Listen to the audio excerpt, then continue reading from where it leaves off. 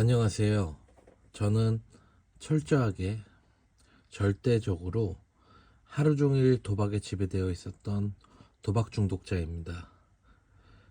이 영상을 남기는 이유는 제 스스로가 도박 중독임을 인지하고 지난 10년의 쓰레기 같은 삶을 정리하고자 함이며 추후 도박 충동이 생겼을 때 제가 다시 보고자 함입니다.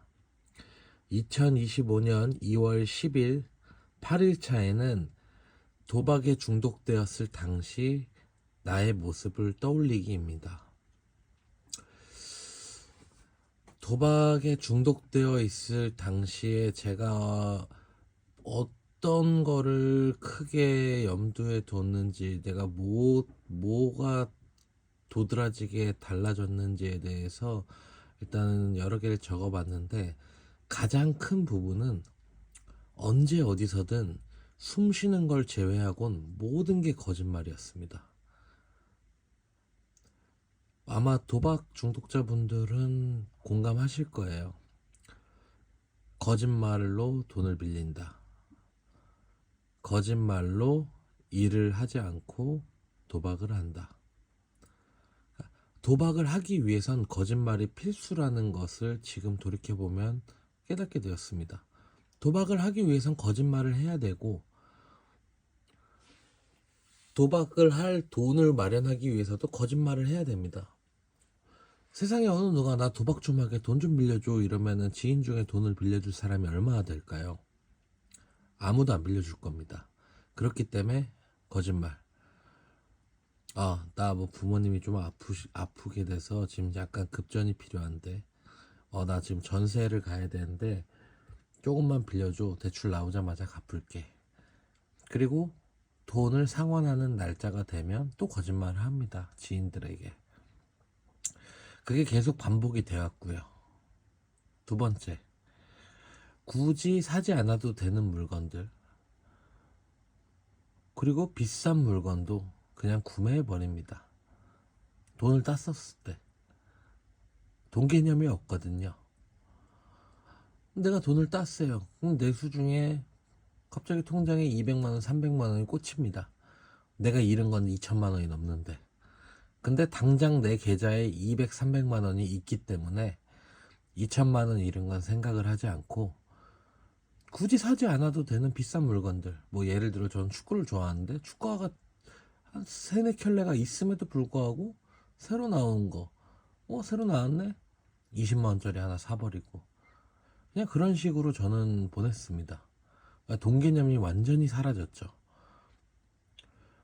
결국에는 담배 한 갑 살 돈도 없는 날에는, 만원, 뭐 수중에 만원, 2만원도 없는 날에는 그냥 뭐 직원한테 야, 나 담배 한 갑 좀 사다 줄래? 내가 이따가 돈 줄게. 이제 이러고 4,500원도 안 주는 그런 뻔뻔함도 갖게 되고요.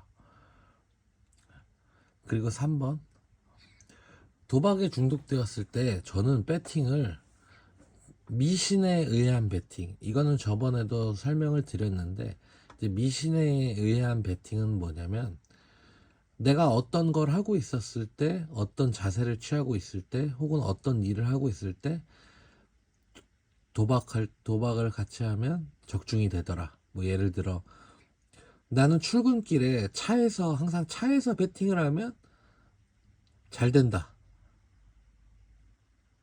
저는 그런 미신이 있었습니다. 그래서 항상 출근길에는 배팅을 했고요. 그리고 새벽에도 잘 들어온다고 생각을 해서 새벽에도 많이 합니다. 이런 게 미신에 의한 배팅이었습니다. 그리고 친숙함의 오류에 의한 배팅. 이건 뭐냐면, 제가 축구를 되게 좋아합니다. 그래서 해외 축구들도 많이 봤었어요. 그 당시에. 뭐 영국 축구, 이탈리아 축구, 독일 축구, 뭐 프랑스 축구, 스페인 축구, 다 그런 프로리그들 경기를 많이 봐서, 내가 이렇게 봤는데 도박을 하면 승산이 있지 않을까? 그런 착각에 의한 배팅인 거죠. 내가 오늘 뭐 맨체스터 유나이티드 경기 대 에버튼 경기야. 이 두 팀은 수비가 약하니까 뭐 다득점으로 가볼까? 그럼 맞을 것 같은데? 이런 게 친숙함의 오류에 의한 베팅입니다. 결과적으로는 맞지도 않는 거죠. 그리고 항상 하는 말, 제가 틀리면 조작이라는 말. 제가 분석을 해서 다득점이 날 거라고 돈을 걸었는데 다득점이 나지 않았다. 이러면은 후회도 안 합니다. 그냥 조작이란 말부터 해요. 그러니까 남 탓하기 바쁩니다. 그렇게 하다 보면 결국에는 이걸 잃은 거를 만회하기 위한 복구를 위한 베팅을 합니다. 이게 루틴이에요. 미신에 의한 베팅으로 돈을 잃고 친숙함의 오류에 의해서 베팅을 해서 돈을 잃고 그리고 마지막으로 이 두 가지 때문에 돈을 잃었기 때문에 복구를 위한 베팅을 크게 준비합니다.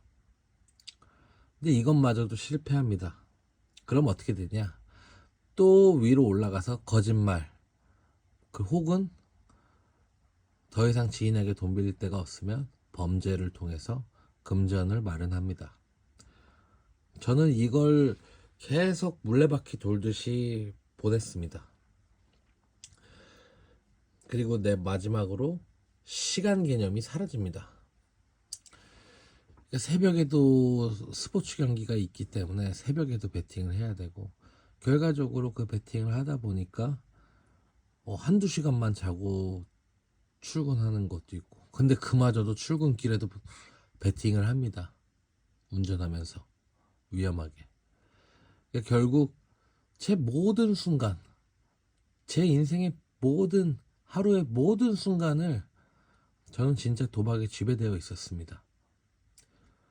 그리고 마지막으로 친구들 앞에선 정상인인 척, 도박 안 하는 척 이러고 있었고요.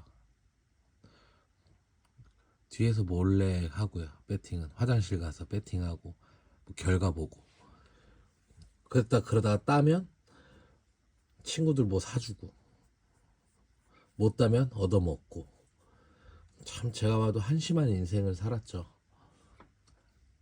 그렇다면 돌이켜 생각해보면 지금 단도를 하고 있는 이 순간에 제가 문득 드는 궁금증은 하나예요. 내가 정말 무엇을 위해 도박을 했는지 모르겠어요. 책에서나 사람들은 말해요. 뇌에서 도파민 때문에 그렇다고. 자극을 주니까 도파민이 뿜어져 나와서. 근데 단순 도파민 때문에 내가 도박을 했는지 아니면 진짜 내가 무엇을 위해서 이렇게 돈을 계속 잃고 잃는 이걸 반복되게 하면서도 왜 이걸 놓지 않고 도박을 계속 했는지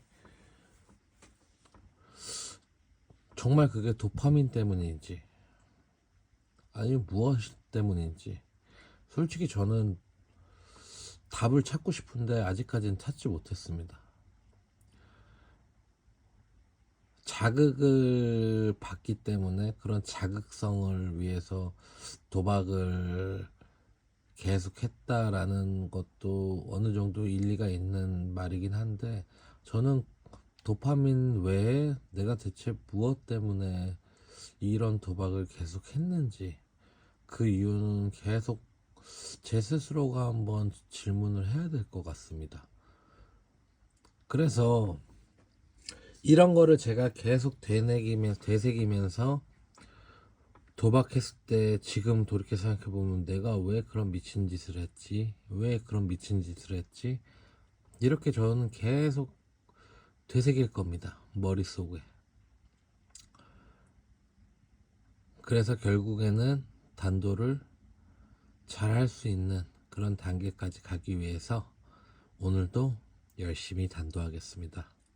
감사합니다.